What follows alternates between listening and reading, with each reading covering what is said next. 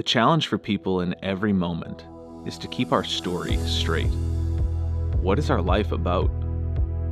I volunteer my time in Abbotsford for a social enterprise where I manage the farm. So for me here, I started off with these great hopes and dreams and vision and felt that God opened so many doors for me. But in the last couple of years, I just realized I was just feeling so flat and spent.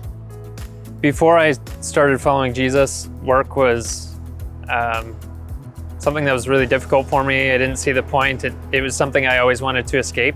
I started following Jesus when I was pretty young, but for a lot of my life, I felt like I had to show that I was a good Christian through acts of service. Before I started following Jesus, I believed that being a teacher was all about me.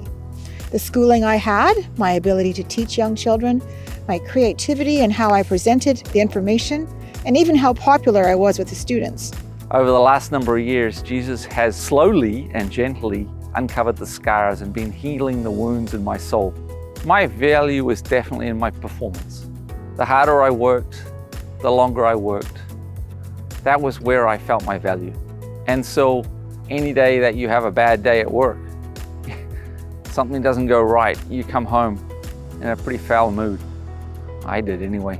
God has been working on me over the years through experiencing depression and then in this last 6 months, almost not quite getting there again, but just realizing, hey, I'm not doing very well. Over time, as I've kind of grown in my faith walk, I've come to actually understand the grace of Jesus and that there's nothing that I can do that will change what he's already done for me on the cross.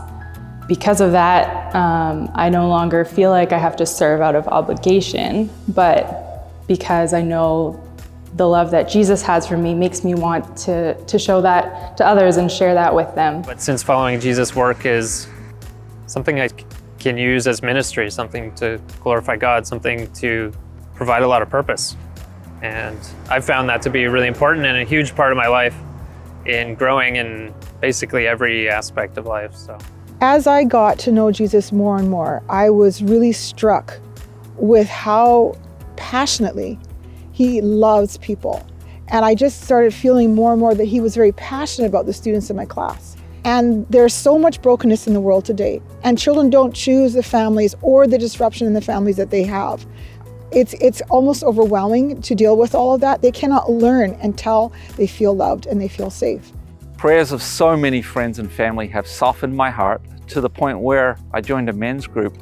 Through this group and other life circumstances, Jesus has been teaching me that my value was determined by him at the cross. I'm a child of God, and that determines my value. So even as a longtime Christian, I realized I was doing everything myself. And then it's like God kind of peeled back the layers of my heart and said, well, this is why. And so I was able to see that I hadn't really let God's love in. In my work, I have a really unique opportunity to be with people at their most vulnerable moments. And I hope that the way I treat them in their lowest shows them the love of Jesus through me, because I'm not serving on my own strength. I have Jesus with me. to me, it's an opportunity to bring church anywhere, really.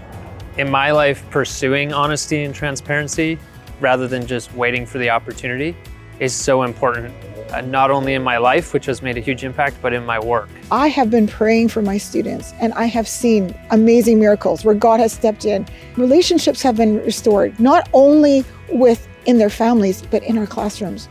My value is not determined by my job, my bank account, my performance, my people-pleasing, my level of control or lack thereof, because Jesus loves me, and that's enough for me.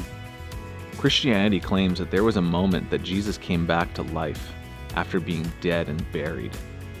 If Jesus lives today, then every day can be impacted by this reality, all 168 hours a week. Because of this moment, every moment.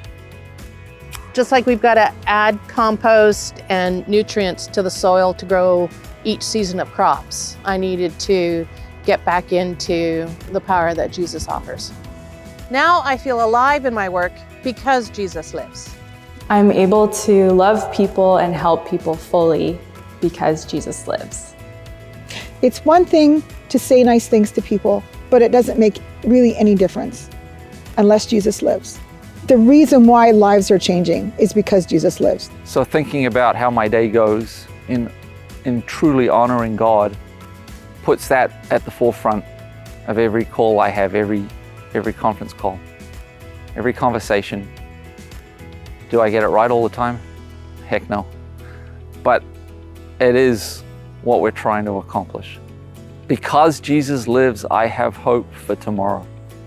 No matter where I go, no matter what I'm doing, Jesus lives, and that's a fact that follows me everywhere.